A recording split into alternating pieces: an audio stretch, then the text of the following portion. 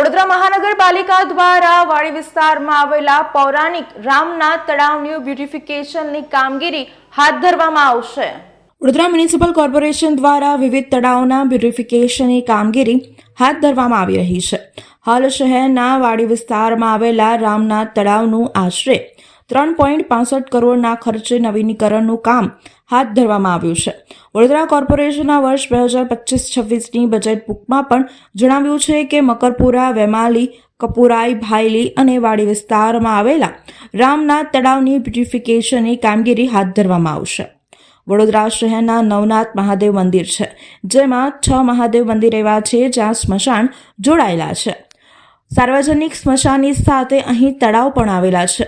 શહેરના વાડી વિસ્તારમાં રામનાથ સ્મશાન પાછળ ગાયકવાડ સરકાર દ્વારા નિર્માણ કરાયેલ લગભગ 200થી વધુ વર્ષ જૂનું તળાવ આવેલું છે, પરંતુ સમય જતાં તે પુરાવા લાગ્યું હતું। બ્યુટિફિકેશન કામગીરી અગાઉ તળાવની જગ્યામાં ઉગી નીકળેલી જંગલી વનસ્પતિ, ઝાડી ઝાંખડા જેસીબીથી ઉખેડી સાફ કરવામાં આવ્યા છે। હાલ તળાવને ઊંડું કરવાની પ્રક્રિયા આરસીસી બાઉન્ડ્રી બનાવવાનું કામ ચાલી રહ્યું છે। રામનાથ તળાવની બ્યુટિફિકેશનની કામગીરીને લઈને પાલિકાના સ્ટેન્ડિંગ કમિટીના ચેરમેન ડોક્ટર શીતલ મિસ્ત્રીએ વાત કરી હતી કે વડોદરા શહેરમાં લગભગ અલગ અલગ વિસ્તારમાં આવેલ 29 જેટલા તળાવ આવેલા છે। આ તમામ તળાવનું બ્યુટિફિકેશન થાય તે માટે પાલિકા દ્વારા આ અંગે કાર્યવાહી કરવામાં આવેલી છે, પરંતુ પાલિકાના સત્તાધીશો દ્વારા કેટલીક બાબતોને લઈને બ્યુટિફિકેશનની કામગીરી સામે સવાલો પણ ઊભા થતા હોય છે।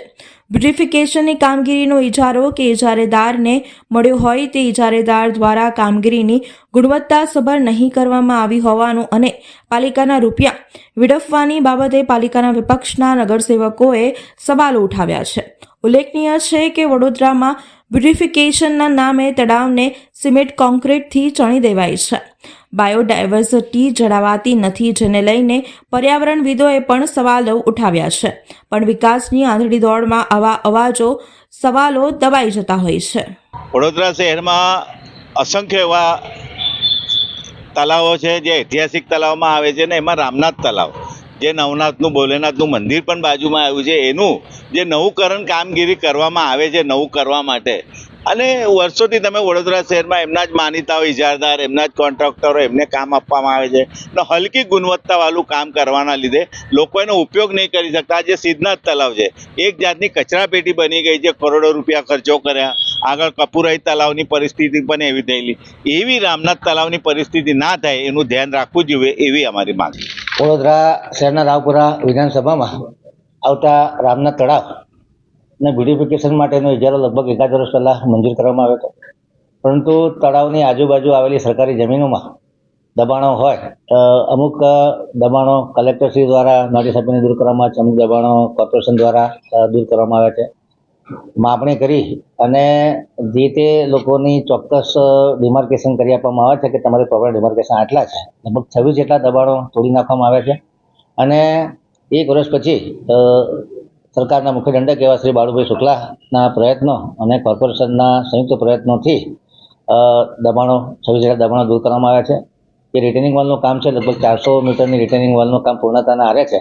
ત્યારબાદ રેલિંગનું કામ, જોગિંગ ટ્રેક, ગઝીબો, લાઇટિંગ, આ તમામ કામો કરવામાં આવશે। આવનારા 4-5 મહિનાની અંદર આ કામગીરી પૂર્ણ થાય એ માટેના પ્રામાણિક પ્રયત્ન કોર્પોરેશન કરી રહ્યું છે। કોન્ટ્રાક્ટરને પણ અવારનવાર સૂચના આપી અને કામ ઝડપથી થાય અને આખું કામ લગભગ 5 કરોડ